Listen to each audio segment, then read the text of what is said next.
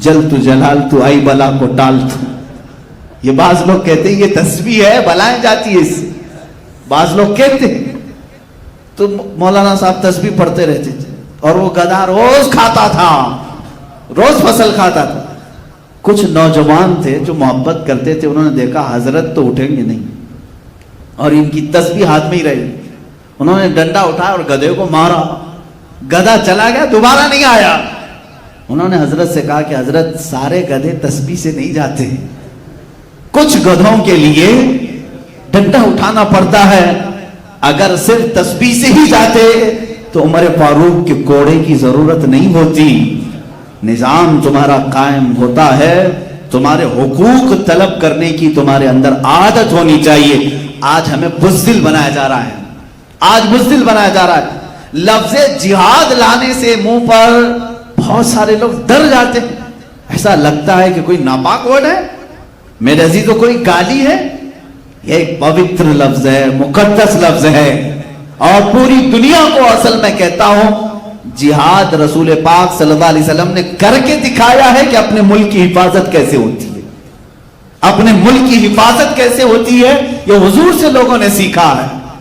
آج جو اسرائیل پوری دنیا میں ناچ رہا ہے اور ڈیفنس کی طاقت جس کی سب سے زیادہ ہے, دنیا پورے ہتھیار کس سے خرید رہی ہے؟ اسرائیل سے خرید رہی ہے. کہتے ہیں اس کا ڈیفنس کا جو پاور ہے وہ بہت زیادہ سخت ہے, اس پر کوئی اٹیک نہیں کرے. میں آپ کو تاریخ بتاؤں, 1965 یا 1955 کی بات, اسرائیل کا شروع کا دور ہے یہ. اس وقت جو وہاں کی ایک پرائم منسٹر تھی, اس سے واشنگٹن کے ایک نیوز رپورٹر نے ایک انٹرویو لیا تھا, کیونکہ اس کی پالیسی کیا تھی, اس زمانے میں اسرائیل میں کرائسس چل رہے تھے, قحط تھا, لوگوں کے پاس مال کم, جاب نہیں تھے, اتنی ترقی یافتہ نہیں تھا. لیکن وہ پرائم منسٹر جو لیڈی تھی وہ امریکہ سے ہتھیار خرید رہی تھی, ڈیفنس کے سامان خرید رہی تھی. تو ملک میں اس کے خلاف ایک لہر چل رہی تھی. جو اپوزیشن تھے وہ سب اٹھ کھڑے تھے. اس زمانے میں جب ملک میں کرائسس ہیں, ڈیفنس کے لیے خریدنے کی کیا ضرورت, پھر بھی اس نے خریدا. اس وقت ایک نیوز رپورٹر نے اس کا انٹرویو لیا جو اب جا کر کے لیک ہوا تھا, جس کو میں نے پڑھا تھا. اس نے انٹرویو میں پوچھا کہ محترمہ اس زمانے میں آپ اتنا بڑا جو سٹینڈ لے رہی ہے, فیصلہ لے رہی ہے, ملک میں حالات خراب ہیں اور بڑے بڑے ہتھیار آپ اس وقت خرید رہے ہیں, کیا کرو گے ہتھیار؟ اس عورت نے کہا یہ جو کھانے پینے کے معاملات ہیں, دوپہر میں کھاتا ہے آدمی, شام میں بھول جاتا ہے. آپ کو کسی کو معلوم ہے پچھلے مہینے مجھے بھوک لگی تھی؟ کس کو معلوم ہے؟ یاد بھی نہیں رہتا, بھوک آتی ہے جاتی ہے. اس خاتون نے کہا لیکن اگر تمہاری سرحدیں محفوظ نہیں تو تمہاری جان بھی جا سکتی. وہ عورت کہتی ہے میں نے یہ جو سٹینڈ لیا, یہ جو ڈیفنس کے سامان خریدے, ایک شخص سے میں بہت امپریس ہو کر کے کی. اس نے پوچھا کون ایسا شخص ہے؟ وہ کہتی ہے پروفیٹ محمد صلی اللہ علیہ وسلم. یہودی عورت ہے, جیوز, ان کو کیا لینا دینا ہے؟ وہ کہتی ہے میں نے پڑھا ہے. ان کو کہا کیا پڑھا آپ نے؟ انٹرویو میں وہ عورت کہتی ہے میں نے دیکھا محمد صلی اللہ تعالیٰ علیہ وسلم کے جو فالوورز تھے ہمیشہ بھوکے رہے ہیں, اکثر ان کے گھروں میں کھانا ہی نہیں آتا تھا, بلکہ وہ خود فاقے میں تھے. یہاں تک کہ میں نے تاریخ میں پڑھا ہے محمد صلی اللہ علیہ وسلم کا جس رات انتقال ہوا, جس دن انتقال ہوا, اس رات ان کے گھر میں چراغ جلانے کے لیے بھی تیل نہیں تھا. یہ تاریخ میں موجود ہے, حدیث پاک میں, ان کے گھر میں چراغ جلانے کے لیے تیل نہیں تھا. لیکن وہ عورت کہتی ہے اسی گھر میں بہت قیمت والی 9 تلواریں لٹک رہی تھی. اس میں عالی شان امپورٹڈ تلواریں تھیں, باہر ملکوں سے لائی ہوئی, اس زمانے میں جو مشہور تھی وہ ان کے پاس تھی. جس کے گھر میں چراغ جلانے کے لیے تیل نہیں اور بڑے بڑے ڈیفنس کے ہتھیار ہیں, تو میں نے اسی سے یہ سمجھ لیا اپنی قوم کی بقا ڈیفنس سیکھنے سے ہے. میں کہتا ہوں عزیزوں, پوری کائنات جو آج اپنا ڈیفنس سیکھی ہے یہ میرے رسول پاک کا احسان ہے ان پر. اللہ کے نبی صلی اللہ تعالیٰ علیہ وسلم نے قوموں کو بتایا کہ تمہاری سرحدیں محفوظ کیسے ہوتی, دشمن سے مقابلہ کیسا ہوتا ہے. اب میں غزوات کی بات کروں. ایک غزوہ بدر کا ذکر میں نے کیا. تقریباً حضور پاک صلی اللہ تعالیٰ علیہ وسلم کی زندگی پاک میں 26 یا 27 الگ الگ روایات غزوات آئے, جس میں سے 9 میں جنگیں ہی نہیں ہوئی, یعنی مڈبھیڑ ہوئی لیکن مقابلہ نہیں ہوا.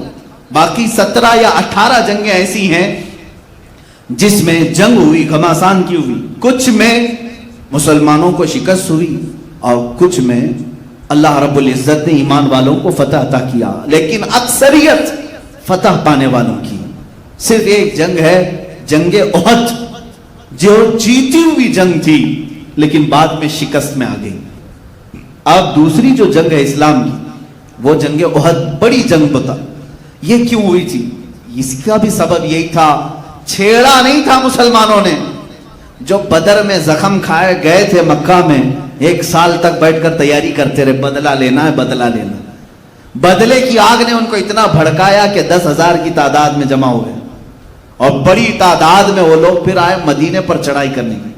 اب مجھے بتاؤ, کیا اب رسول پاک کے دیوانوں کا اتنا بھی حق نہیں تھا کہ اپنے مدینے کی حفاظت کریں؟ مدینے کی حفاظت کے لیے حضور پاک صلی اللہ تعالیٰ علیہ وسلم نے اپنے صحابہ کو حکم دیا, سب باہر نکل آئے. احد پہاڑ کے دامن میں یہ جنگ ہوئی تھی. ایک خطا تھی, ایک غلطی ایسی ہوئی جس کی وجہ سے یہ جنگ جو فتح سے شکست میں تبدیل ہو گئی. ایک اونچا ٹیلا تھا. جنگ میں جو حالات ہوتے ہیں وہ لوکیشن کا بہت زیادہ اعتبار ہوتا ہے.